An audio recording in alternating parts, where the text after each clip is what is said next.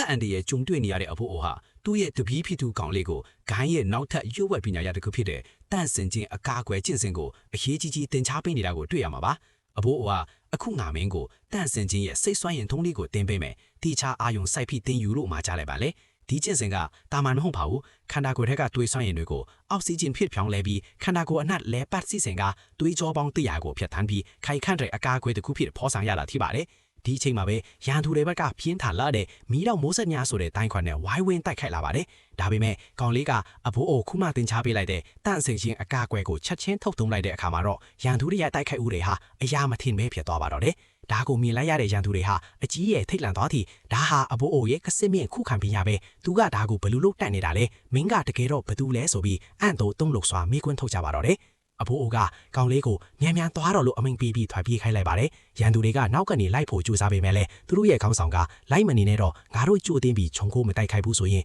သူ့ကိုလုံးဝလိုက်မိမှာမဟုတ်ဘူးအရှင်းဆုံးဂိုင်းကိုပြန်ပြီးမှနီလန်ရှာကြတာပေါ့လို့တားမြစ်လိုက်ပါတယ်တကယ်တော့ဒီဂိုင်းကြီး၃ဂိုင်းဟာအဘိုးအိုတယောက်တည်းရဲ့လွှတ်စားတာကိုခံလိုက်ရတာဖြစ်ပါတယ်ဒီဖြစ်ရမှာအဆိုးဆုံးကတော့မိမိကိုနားမဲကြောဖြောင်းမှတဲ့ဂိုင်းကြီးများလို့သတ်မှတ်ထားကြတဲ့ဒီလူတွေဟာသွေးဆေးလုံးကိုလူယူဖို့အတွက်အဘိုးအိုတယောက်ကိုအခုလိုလိုက်လံတိုက်ခိုက်ခဲ့တာပါပဲသူတို့ဟာဒီအကြောင်းတွေအပြင်ကိုပေါက်ချသွားမှာကိုအယမ်းကြောက်နေကြပါတယ်ဒီအကြောင်းဒါအပြင်ကိုပေါက်ချရင်ငါတို့ရဲ့ဂုံတိခါကိုထိခိုက်စေပြီးရဲစရာဖြစ်ကုန်တော့မယ်လို့ဆိုကသူတို့ရဲ့တပည့်တွေကိုဒီနေ့အကြောင်းကိုတခွန်းတိတ်လေးတာအပြင်ကိုပေါက်ချရင်အကုန်မယ်လို့ရဲရဲဆက်ဆက်ချင်းချောက်အမိန်ပေးလိုက်ပါတော့တယ်